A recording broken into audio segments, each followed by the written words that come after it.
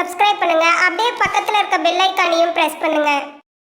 விருச்சக ராசி அனுச நட்சத்திரம்.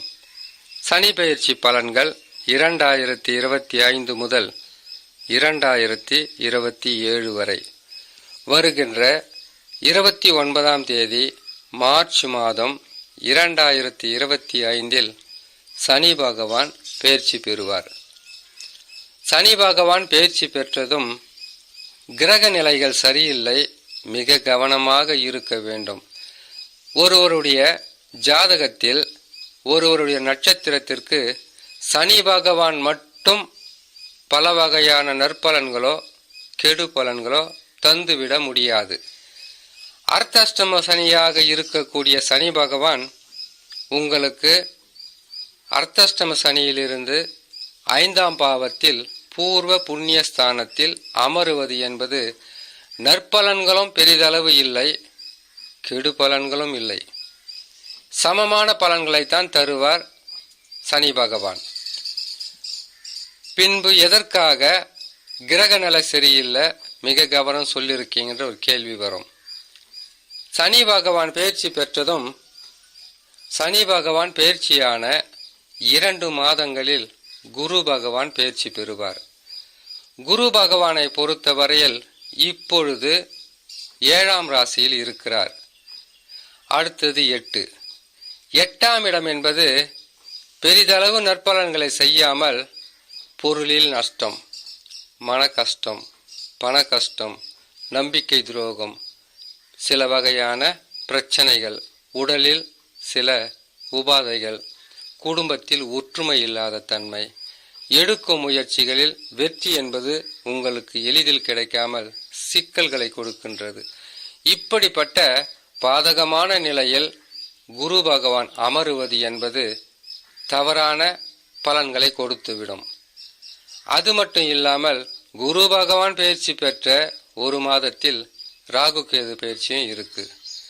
ராகு பகவான் 4ஆம் இடத்திற்கு வருவதும் கேது பகவான் 10ஆம் இடத்திற்கு செல்லுவதும் அவ்வளவு சிறப்பான பலன்களை இருக்காது. இதில் சனி பகவான் மட்டும் மீன ராசியில் 5ஆம் ராசியில் பூர்வ புண்ணிய ஸ்தானத்தில் அமர்ந்து எவ்வளவு சிறப்பான பலன்களை கொடுக்க முடியும். தனக்காரகன் என்று சொல்லக்கூடிய குரு பகவானை 8இல் மறையும் போது ஓராண்டு உங்களால் தாங்க முடியாத அளவிற்கு கஷ்டமாக இருக்கும். தொழிலில் நஷ்டங்கள் வரும், வியாபாரத்தில் உங்களுக்கு வெற்றிகள் என்பது அவ்வளவு சிறப்பாக இருக்காது, கொடுத்த வாக்கை காப்பாற்ற முடியாது, பண பரிவர்த்தனை என்பது உங்களுடைய திருப்திக்காக இருக்காது. குடும்பத்திலும் சரி, வேலை செய்கின்ற இடத்திலும் சரி, நீங்கள் எந்த முடிவுகளை எடுத்தாலும் அதில் சில கஷ்ட நஷ்டங்கள் வரக்கூடிய அமைப்பில் குரு பகவான் அமர்ந்து விடுவார். ஆகையால் சனி பெயர்ச்சி ஆனவுடன் ஓராண்டு என்பது உங்களுக்கு மிகவும் சிரமமாக இருக்கும். சில கஷ்ட நஷ்டங்கள் வருவதற்குண்டான வாய்ப்புகள் இருக்கும். சனி பகவான் ஆட்சி உச்சம் பெற்று அமரும் போதே விருச்சக ராசிக்காரர்களுக்கு பெரிதளவு நன்மைகளை செய்ய மாட்டார். காரணம் என்னன்னு கேட்டீங்கன்னாக்கா, உங்கள் ராசிக்கு 3க்கும் 4க்கும் அதிபதியாக வருபவரே சனி பகவான் தான். கொடுத்து கெடுக்கின்ற கிரகமாக இருப்பார். செவ்வாயின் ராசிகள் என்று சொல்லக்கூடிய மேச ராசி, விருச்சக ராசி, இந்த ராசிக்காரர்களுக்கு சனி பகவான் பெரிதளவு நற்பலன்களை செய்வதே கிடையாது, நல்ல இடத்தில் இருந்தால் கூட. ஆனால் இவரே 7.5 சனியாகவோ அர்த்தாஷ்டம சனியாகவோ கண்டக சனியாகவோ அஷ்டம சனியாக வந்தால் மிக பெரிய ஒரு கஷ்டங்களும் நஷ்டங்களும் கொடுப்பார். என்னங்க இது அநியாயமா இருக்கு, நல்ல இடத்தில் இருக்கும்போது நல்லது சரியா செய்ய மாட்டாரு, கெட்ட இடத்துக்கு வரும்போது மட்டும் கெட்டதை அளவுக்கு அதிகமாக தருவாருன்னு சொல்றீங்களே, இப்படி ஒரு கிரகம் எங்களுக்கு மாறி இருந்து நற்பலன்களை செய்தா என்ன, செய்யாமல் போனால் என்ன என்கின்ற கேள்வி வரும். அப்படி கிடையாது.